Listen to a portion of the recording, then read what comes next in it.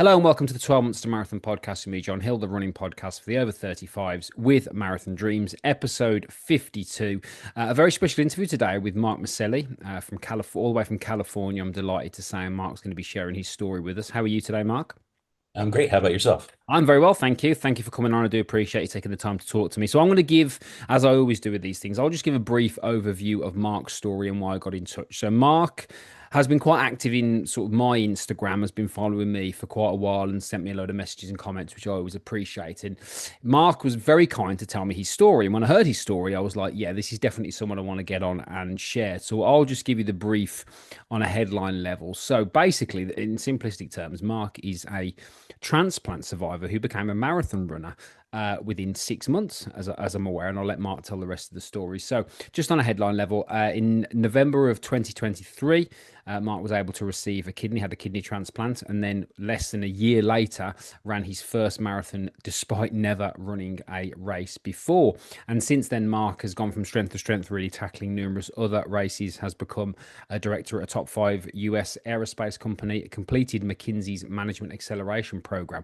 And that means that Mark now wants to help other people, which is one of the reasons, again, why I wanted to talk to him with his upcoming book that's coming out this year, very excitingly, which is The Overcomer's Journey, Unlocking Your Potential Through Vision, Discipline, and Resilience. And Mark uses the transplant to marathon story as a backbone for that particular book. So, quite an inspiring story. I suppose the first thing I want to ask is because the obviously the transplant was the transplant and that stuff. So how did we get from I've just had a kidney transplant to I want to run a marathon? That's a pretty interesting story. And a friend of mine, she does 5Ks. Hmm. She runs 5Ks a lot, and has always been trying to talk me into running a 5K with her. And I, for whatever reason, kept putting it off. And um, very sadly, about 2 months before my transplant, her brother died of kidney disease, Right. and he was not healthy enough to receive a kidney. And because of circumstances, he passed away. Right. And so going into the surgery, that weighed on me quite a bit. Hmm. And when I came out of surgery, I I felt better than I had felt in probably 20 years. Okay.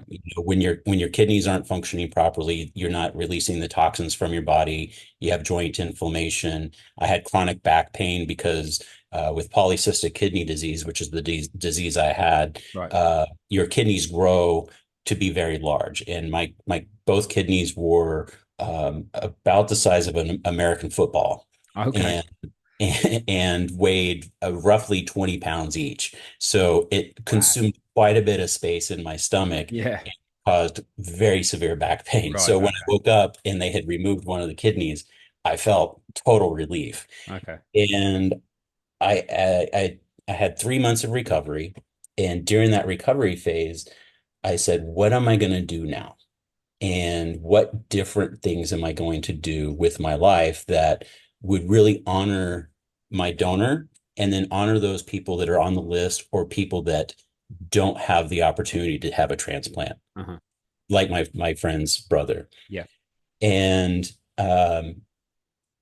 I started to think about I need to do something significant. I need to do something inspiring. I felt called to do something inspiring and start to help others who are less fortunate than I am in terms of either my health or the fact that I even received a kidney. Hmm. And I started to think about the conversation that I had with her about doing a 5K. And I said, well, a lot of people do 5Ks during Thanksgiving, like a turkey trot Yeah. or, you know, so it didn't seem significant enough. And I'm one of those go big or go home kind of guys. Okay. And so I kept thinking, and I had climbed Mount Whitney a couple of years before, and I'm like, well, that would be redundant. And so I said, how about a marathon? Everybody's heard of a marathon and everybody's had the conversation of, would you run a marathon? And most times the answer is no. That seems insane. Why would you want to run for 26 miles? And so I thought that's it. That is the milestone that I have to achieve. Right. And so I did some searching and I found a marathon as close as I could to my 1 year anniversary of my transplant. And I said, let's go for it. How significant would that be to go from a kidney transplant to running a marathon in less than a year? Hmm. To me, that just seemed like a really out there wild idea. Hmm. And when I told my doctor, he laughed at me. He didn't believe me. He goes, yeah, yeah, sure, whatever. And so, yeah, at the 3 month mark, he gave me the green light to start exercising. He actually used the term light exercise. And to me, I don't know what light exercise is. It's either you're exercising or you're not. Okay. And I, it was interesting. It took me probably a month or two to get to where I was even able to walk a mile, to have the endurance to walk a mile. Hmm. I was really surprised at how my endurance had been impacted by the transplant. Hmm. At about 7 months out, I started my training program, and I found a 6 month training program on the internet. I did the first month twice, and I was off to the races, literally. Yeah. How active were you before surgery and before it got quite bad with the size of the kidneys and stuff was? So I grew up playing hockey, Yeah. and I try to play hockey on the weekends in like a pickup league, Right. and you know, eh, kind of off and on. And I would say in my 30s I was pretty sedentary. Right. I had gotten very career oriented. I stopped working out as often, and it was I kind of got hit in the face when I was around 40 of my boys. I have two sons, and um, I was getting winded just trying to do active things with them. Right. And I had taken them to school, and I stepped off a curb. That's it. Stepped off a curb and broke my foot because I had gained so much weight. Right. And I was like, this is embarrassing. This is absolutely embarrassing. And so I got back into fitness, and I would try to, I would get very consistent, and I'd fall off and I'd get consistent again. And then I found hiking during COVID. And in Southern California, we have these beautiful mountains. And my son and I started, hiking, and I lost a lot of weight. And that led to me climbing Mount Whitney, which is the tallest mountain in the 48 lower 48 states of Right. America. And um, yeah, it was that kind of renewed my interest. But I found the closer I got to the transplant, the more tired I'd get. Yeah. And hikes that seemed normal just took so much out of me. And where normally I could hike 12, 14 mile hike and then, be ready to go the next day, I would be completely drained.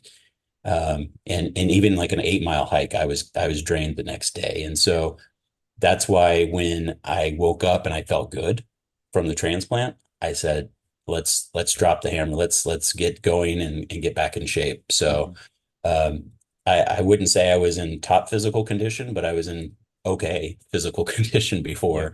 And it's always been a passion of mine. I've always loved fitness, but I've allowed excuses to get in the way of my progress. And I'll probably sound like a broken record, but waking up from that transplant with a new lease on life, there are no more excuses.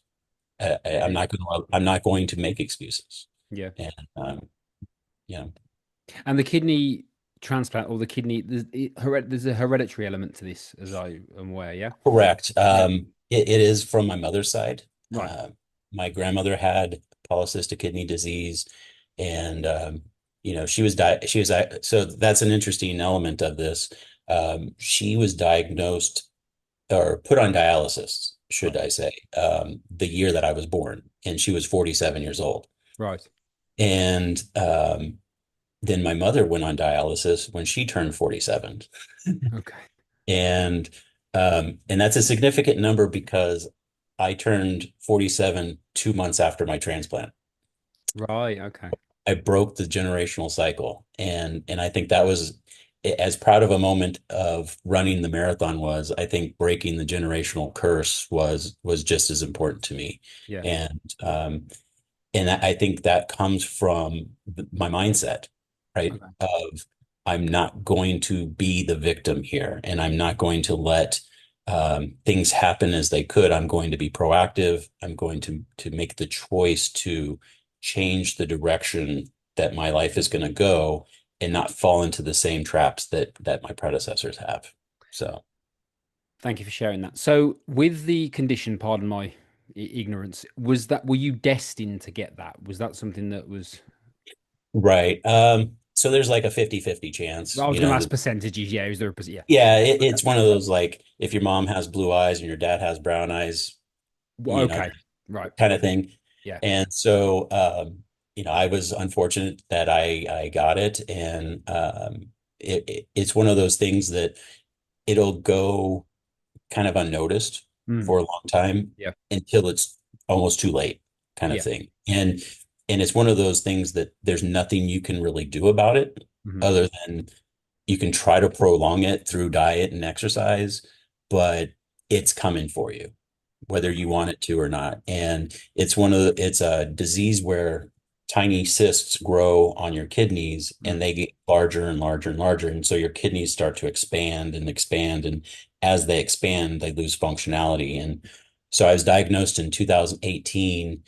And at that time, I had 24% function of my kidneys. Wow. Yeah. And at the time of transplant, it had fallen down to 14%. Right.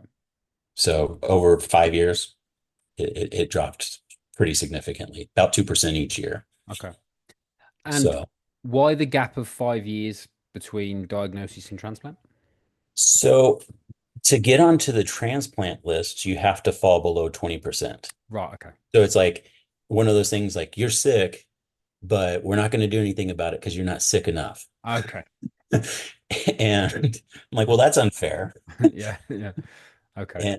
And I had fallen below 20%, and then I changed my diet and I kind of increased my exercise a little bit, and I actually gained some of my functionality back, so then I wasn't eligible anymore. Right. Okay.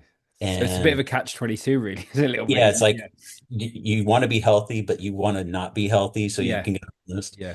And the unfortunate thing is, and this is one of the reasons why I felt compelled to share my story, start an Instagram account, write the book, is to raise awareness. And the thing with California is it's a minimum of, 7, 8, up to 12 years once you get on the list that you have to wait. Right. I don't have that kind of time, and a lot of people don't have that kind of time, and because of that, once they dip below that 20% and they have to wait the 8, 9, 10 years, they have to go on dialysis. And once you go on dialysis, it's a very slippery slope from there. And I'm not trying to dialysis is a great treatment for people that need it. But it is extremely taxing on the body. I Mm. mean, think about it. You're basically removing all your blood and putting it back in several times over the course of 4 hours, and you do that 3 times a week. It's very, very difficult on your heart. It's very difficult on your brain, Mm. and definitely your emotional and your mental state. So I watched my mom and my grandmother go through that, and I said, I can't. I will not go through that. I will do everything I can to be proactive and find a donor, and not have to wait that time period. Mm. So, and again, if you feel free to answer this as much detail as you like, just out of interest, really. So, what was your when your functionality was dropping like that? What was your day to day like in terms of how you felt? Was Waking up in the morning was so hard. right. Because my back was so painful, Right. I could never get comfortable, Mm. and I would toss and turn all night long. Hmm. And probably around 5 a.m., I would fall into a deep sleep only to have to wake up an hour later. Yeah. Yeah. Of course. Yeah. And then your joints hurt and you're Yeah. you're tired and you're just like, oh, here we go again with another day. And uh and when I say joints, knees, ankles, hips, elbows, back, everything, it hurt constantly. And it became a pain that I was used to. And unfortunately, I have a very high pain tolerance. Maybe that's a good thing or bad thing, but and so, on a scale of 1 to 10, I think most people would say it was like a 9 or a 10 every Mm, day waking up. And I just dealt with it. And it ruined, and I wouldn't say it ruined my mental state, but it definitely caused me to be maybe a little edgier, a little grumpier in terms of dealing with people. And um, it started to kind of consume my life yeah, in a way that made me very stagnant for those 5 years, yeah. in terms of personal growth, in terms of growth at work, and physical growth. Because who wants to work out when their joints hurt? Yeah, absolutely. Yeah, absolutely. Yeah. Yeah. So the journey, so we'll fast forward a little bit back to after the transplant, and we're getting into the marathon. So which marathon was it you signed up for? The Las Vegas Marathon? Las Vegas. Okay, fine. Right, right. Is that the one that goes down the strip? Is that the one? No, it was they claimed it to be the inaugural Las Vegas Marathon. Oh, They have okay. they have a rock and roll marathon, I think, is in the summertime. Yeah, that's the one I think I've heard of. Yeah, the rock Yeah, and roll one. Yeah. this one was in November, and it started at 6 a.m. and they Yeah. drove us out to the desert in the high mountains of the desert. Right. And so it was like 42 degrees and we're standing on the hill waiting for the start. Right. Everyone's got their little Mylar blanket on trying to be warm. Yeah. And but no, yeah, you kind of run out of the mountains down towards the strip, Right. uh, and then around mile 20 is when you get into the old Vegas area. Yeah. And then you run down towards the stratosphere and back towards Fremont Street. And yeah, so that was you didn't hit the main strip of Vegas, but you kind of hit the old part of Vegas. Yeah. Yeah. Yeah. So what I'm interested in is the training, because obviously this is your first marathon, this is your first Right. one, and obviously your first Right. marathon after, like we've talked about here, quite a significant health event in your life. Right. Talk to me about the training. You mentioned obviously you did the first month twice, but talk to me about the whole experience of the training cycle for you. Right. Yeah, it was really eye-opening because I really didn't know what that would entail Yeah. how do you even begin to train for a marathon? Do you just Mm. start running 26 miles every day? Because that's what I would have done had I not done any Yeah. research. Yeah. And so I found a program, and the first month was basically building a base. Yeah. And I think that was the most important part.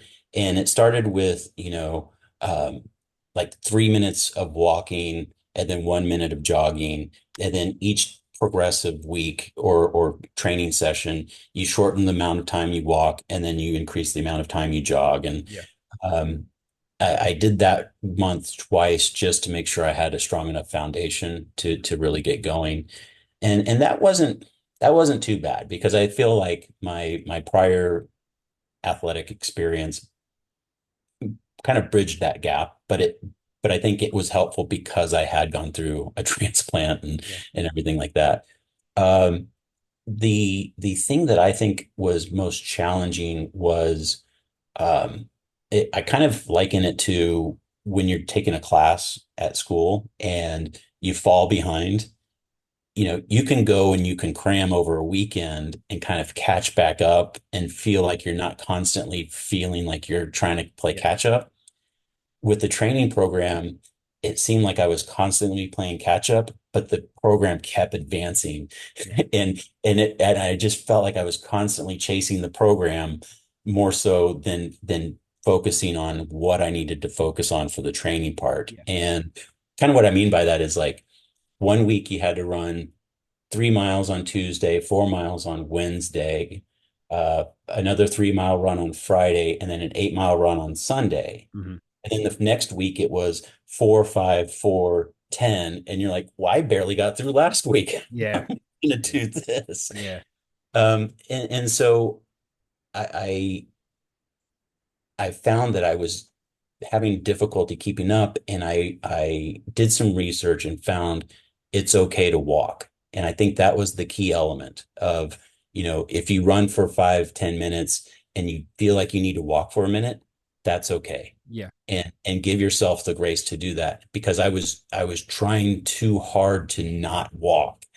And I found that it was causing me to um, get frustrated and get kind of angry with the process. Yeah. And once I landed on the it's okay to walk, and I'm not using that as an excuse or a crutch, but it's necessary. Yeah. Yeah. Putting those kinds of miles in, and especially when you're not used to it, walking every once in a while is almost necessary. Yeah. So I I found that was kind of the aha moment, and that was probably about 3 months into the whole process. Hmm.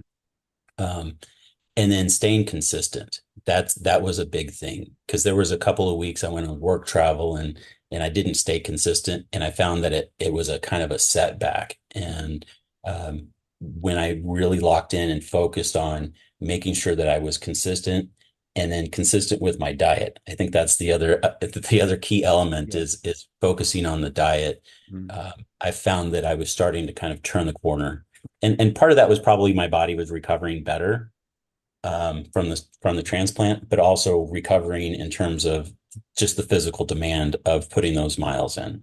Yeah. Talk to me about the actual marathon then. Oh boy. Uh, it was interesting. I had read so much about kind of that initial start of how people come out of the gate too fast and they Yeah. burn out. And I found a pacer because they offered pacers at the Yeah. race. And that was that was a godsend. I loved the fact that they offered pacers. And I actually found a pacer that was slower than what I wanted to do. Right. And thinking that that would help me not come out of the gates too fast. And so I found that pacer and I stayed right next to him for the first 13 miles. I mean, we Okay. were like attached at the hip. And And did you run that whole 13 miles? I'm yeah, just curious to I see. didn't walk I ran the whole thing. Brilliant. Okay. The whole 13. I was just trucking along. Yeah. And right around mile 13, my wife, my kids, and my stepmom were standing on the side of the street screaming at me. Yeah. And I enjoyed it. And at the same time, I felt like it was a little distracting, only because it was like, oh, my mind, I was locked in and I was focused. And then I No, saw, no, you're preaching to the and I, choir. I get exactly what you mean. Yeah. and I wanted to high five them. I wanted to stop and talk to them and say how it was going. And I'm like, no, you got a job to do here. Right. Yeah. Like when I played hockey, you never got up, you never like kind of went to the sideline and Yeah. talked to somebody. You just kept going. Yeah. Yeah. And so um that was a little interesting. And then at 14 miles, I had to take a bio break. So Yeah. I went into the little stall, did my bio break, and I came out of the stall and they had the bathrooms and the station for the drinks and next to each other. And when I came out, they were giving out the gels, Yeah. and I'm like, I need a gel because I did another dumb thing, and this is probably a complete rookie mistake. I changed the gels that I was used to the day of the race. I'm like, oh, these will be better, and they upset my stomach. And so when I saw the Clearly hadn't listened to my podcast before you did this marathon. Then, hey, Mark. I had not found your podcast yet. And, Oh, and you could see me getting the shiver up my spine when you were saying that. I was like, ah! yeah, like why would you do such a stupid thing? Because you learned a very valuable lesson, which you won't do again, listeners. Yes, there you go. Yes, yes. Brilliant, Follow brilliant. that. If nothing else, follow that advice. Do Yeah, not exactly. change. Don't change anything the day before. Yeah, that's it. Yeah. Yeah. Actually, And you've dropped two bombs there. Don't start too quick and don't change anything at the last minute. I tell you, there's not much more than that. They're two big rocks they are with marathon running. I tell you. yeah. Yeah. And so I got they were offering the ones that I had typically had before. Yeah. And so I'm like, ah, thank goodness. So I took the gel, took a Gatorade, took a water, and I got going. And about halfway between 14 and 15 miles, I just I don't know if it was because I got sidetracked or just because my body said, no, we're not doing this anymore. What are you doing? 14 miles was good enough. I kind of hit a wall. And so that was where I started walking. Mhm. And um, I walked for about 5 minutes maybe. And someone that I had passed probably an hour ago caught up to me. I'm like, oh boy, I better get moving. So I alternated jogging and walking with with a majority of it being the running, um, up until about 20 miles. So between the 14 and 20, Yeah. it was mostly just kind of toggling back and forth. And the closer I got to 20, the more I started walking. Yeah. So it kind of it did the switch. And at 20, you kind of go by the backside of where the finish line is. Okay. And I saw the finish line and I was sitting there going, I still have 6 more miles to go. Yeah. I, right. And I got into my own head Of course. and, um, at that point, the clouds had come in. It had started to sprinkle a little bit. The temperature dropped. The wind was blowing hard. All that sweat had dried, and now you're cold from the wetness and the and everything. And I just kind of started falling apart. Yeah. And and I'm normally a lot stronger mentally than that. And so when that happened, I started just spiraling. And at 22 miles, I sat down on the ground and I just said, I'm done. I can't believe I even signed up for this. I bit off more than I can chew. What was I thinking?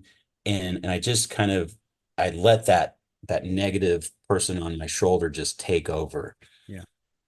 And this lady ran by and she said, "Are you okay?" Because someone sitting on the ground that's Mm. clearly a marathoner, you're like, "Oh, what are you okay?" And she asked me that, and I said, yeah, I'm just tired. My legs hurt, and I'm tired." She said, "So what? All of us are tired. You're at mile 22. What are you thinking?" And I'm like, "Oh, okay, you're right." I like that lady. I like that's good advice, eh? Yeah. Yeah. And so it was a couple, probably 30 seconds later, another lady ran by and she goes, "Come on, get up. You can run with me."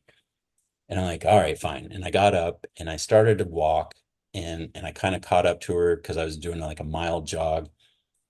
And then something hit me where I was like, enough. Let's stop the pity party. Let's stop this nonsense. You are way stronger than this. Mm. Lock in and get this thing done. And I went into like I flipped that switch that I have. Mm.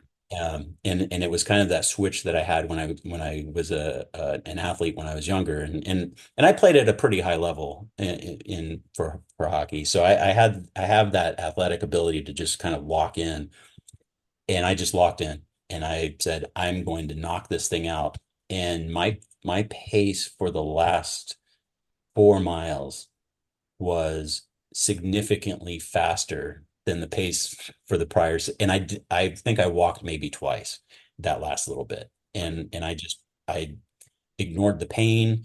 I ignored the little guy on my shoulder telling me to stop. And I focused and um, you, there's a turn you make for that last little stretch. And when I got to that point and I saw the finish line, that last probably quarter mile was as fast or faster than any part of the Yeah. race. I found like that hidden reserve, Yeah. and it was wild because about 100 meters prior to the finish line, my donor came out of the audience and stood in the middle of the street and high-fived me. Brilliant. That's awesome. And I it was like all I could do to not just have like an emotional breakdown right Yeah, there. of I was like, course. Yeah. I've got 100 meters. I've got to keep going. So I ran across the finish line and then all the emotions hit me. And it was crazy too, because as I was coming up to the finish line, the announcer at the finish line called my name out. And I'm like, do they do this for everybody? And like there were people behind me and she wasn't saying their name. And I'm like, did someone pay her? Well, I'm like, what's going on here? Right. Yeah. And so that gave me a little extra boost. And it all kind of got blurry because it was just such an exciting moment, Yeah. such an amazing accomplishment that I had achieved. And I felt I I went from having no energy to all the energy. if that makes any sense. I don't know if Yeah, no, that, I know what you mean. I know what you yeah. mean. And that was the first time I really understood what runner's high was, Yeah, because we went, I got my medal, I had a banana, I had a goo, I had, a big thing of electrolytes, and I'm like, I need to eat. And so we went to a little restaurant next door. And the whole time I was just amped up. I was sitting there and I was getting up and I was walking around. I was talking to other marathoners and I was giving them high fives. And they were like, where does this energy come from? And I'm like, I have no idea. I don't know where it came from, but I'm running with it because this is yeah, awesome. So brilliant, brilliant. And so when was that exactly date wise? I know it's like a year from November no, 20, November 3rd, November November 3rd, 20. That was 24. Yeah. 2024. Yeah. So what have you done since then? In So I took a little time off just to yeah, recover. yeah, of course. And I think I took 2 or 3 weeks off. And the funny thing is, um, about 4 days later, I was itching. I was like, I gotta do something. I gotta, go for a walk. And so I did like a little 2 mile jog and did a little bit of work. I didn't completely, sit on the couch. And then I saw that there was a 10K on Super Bowl weekend. So I went and did that.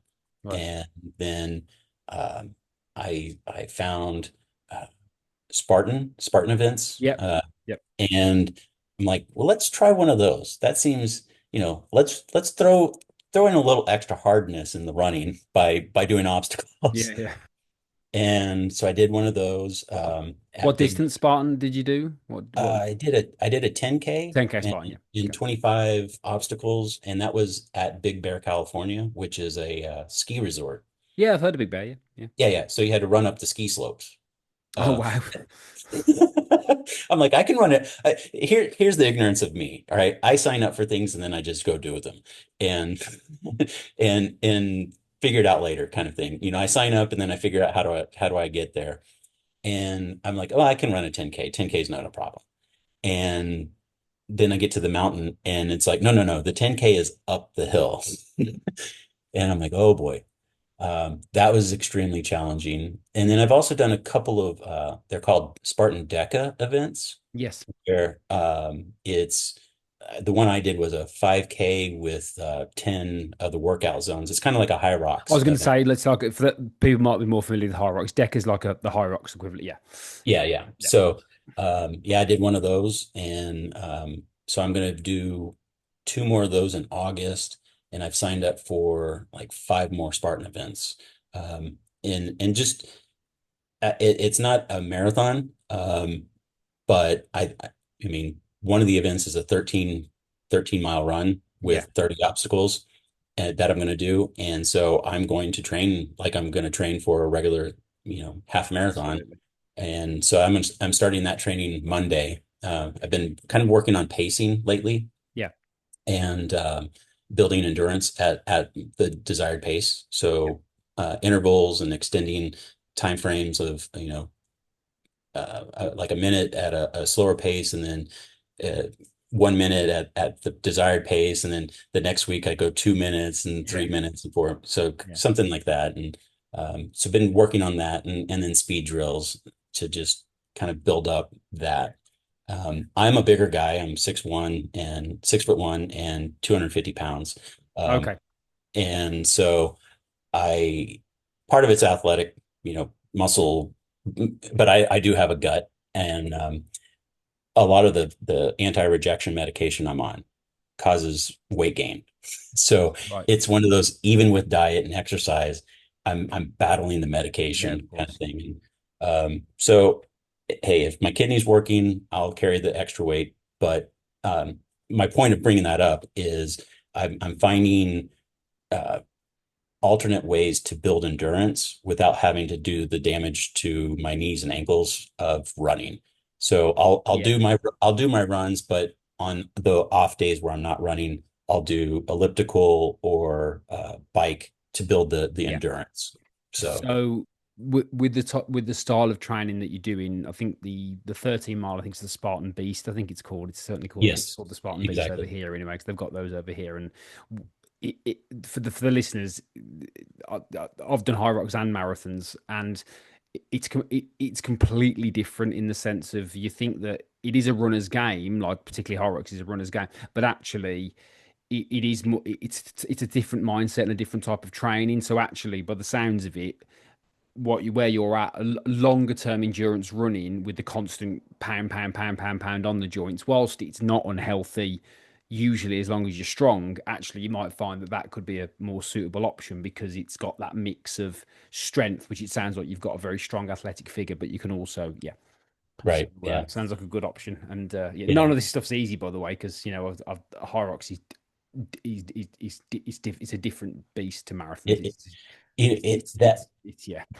that It's hard to slapping. explain. It's because like you Yeah, think, it is. yeah, It's hard, and especially people that don't participate in those kinds of things. And I think the interesting thing with the DECA event that I did, it's a 5K, and you only run 500 meters at a time. And I'm right, like, so I practiced. I practiced on a treadmill running 500 meters. I'd hop off the treadmill. I'd do one of the exercises yeah, and I'd hop back on. And it's a completely different beast. Because cardiovascularly, the running part is the easier part. And I hate to say it's easy because it's not, but we all say easy. We always have the in just to make easier sure. Yeah, compared to yeah, because yeah, because you're trying to do the exercises at speed. And when you're doing 25 sit-ups with a medicine ball, or doing reverse lunges with 44 pounds on your shoulders, or a row machine or a ski erg or whatever, you're burning at a higher pace than what you're used to when you're doing an endurance run. yeah, Because yeah, at endurance runs, you're keeping that steady heart pace, that heartbeat and that pace, and you're staying in your right zone. With the high rocks or DECA, your heart rate's fluctuating up and down, and it's a totally different workout. And um, me again, 5K, no, not a problem. I can run a 5K. mm, Throw in the exercising part, and you're like, whoa, this is yeah, totally yeah. different.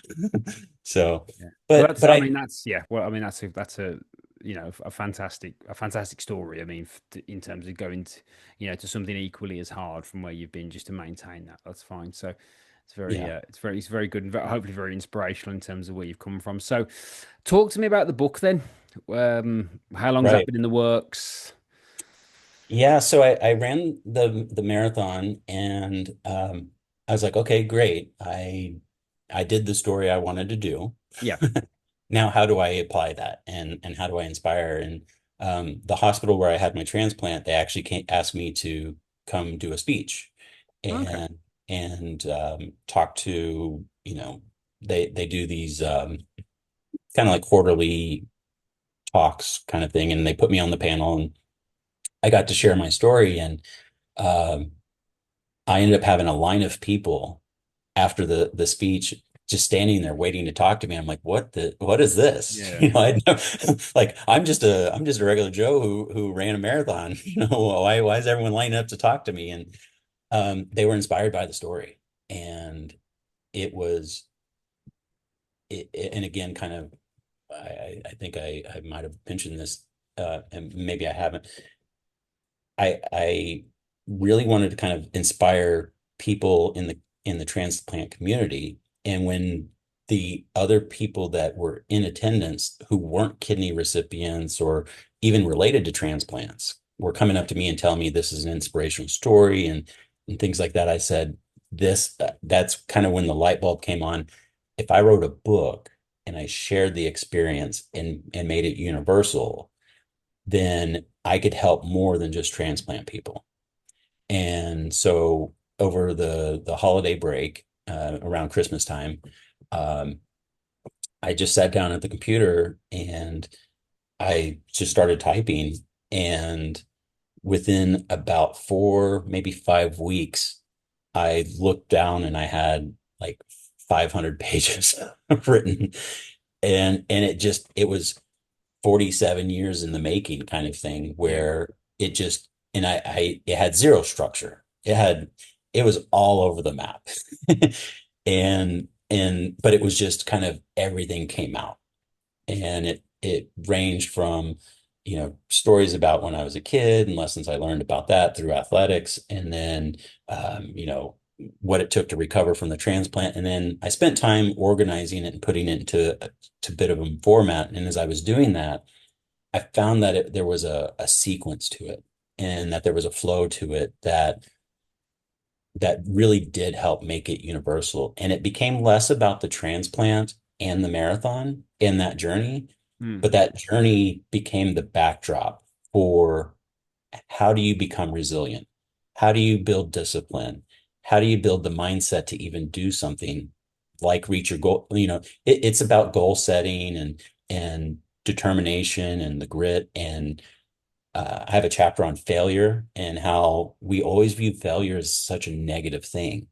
And I really want to share the fact that failure is a beautiful thing if you embrace it, because that's where you learn the most. Mm. And I sure share personal anecdotes from my experience, and then I also bring in other stories like, Michael Jordan talks about the fact that, he's failed thousands of times in his career, but people only remember, the game-winning shot to win the championship, or the game-winning shot to do this. And right, they remember all the good stuff, but they don't remember the negative things. And he talks about those failures being the catalyst for why he was so successful.